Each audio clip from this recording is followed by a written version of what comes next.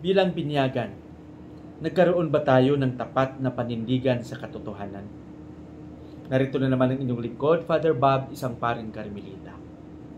Purihin natin si Jesus, Maria at Jose. Ngayon ay araw ng Huwebes. Nasa ika-29 na araw na tayo sa buwan ng Agosto, 2024. Pakinggan natin ang napakagandang mensahe na gustong ipaabot ng ating pagbasa sa araw na ito, na ibabahagi ni San Marcos, Kapitulo 6, versikulo 17 hanggang 29. Ano ba ang sinasabi dito sa ating Ebanghelyo? Dito isinalaysay ni San Marcos ang paraan na kung saan ay nagkaroon ng pagpapaalaala si Juan Bautista kay Herodes na sana wag niyang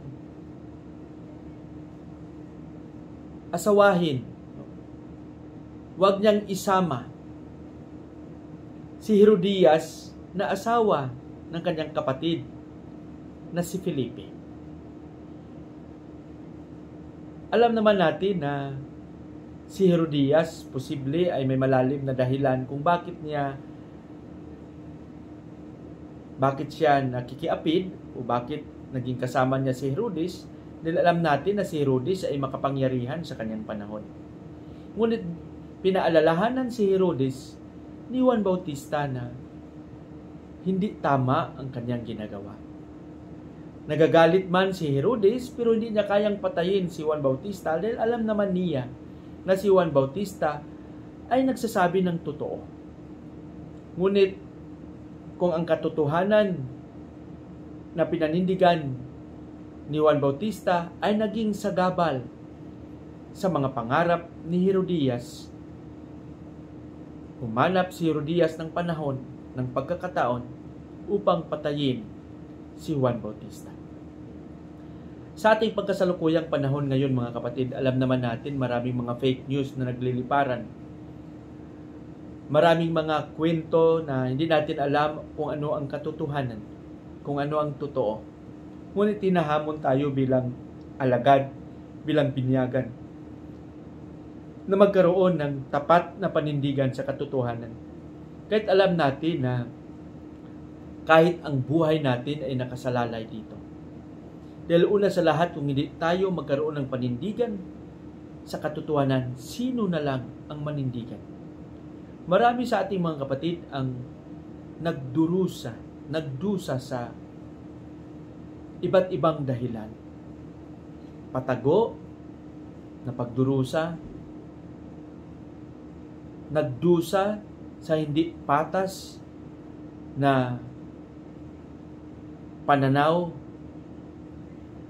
dahil marami sa ating pagkasalukuyang panahon na nasa posisyon at makapangyarihan, may malaking impluwensya na kahit yung mali ay kaya nilang gawing tama.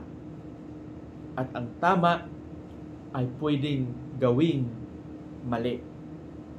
Kaya saludo ako doon sa iilan na mga binyagan, lalong-lalo na sa ating mga lideres, pangulo, mga inaatasan, may katungkulan sa ating lipunan, na kaya nilang panindigan ang katotohanan alang-alang sa nakakarami.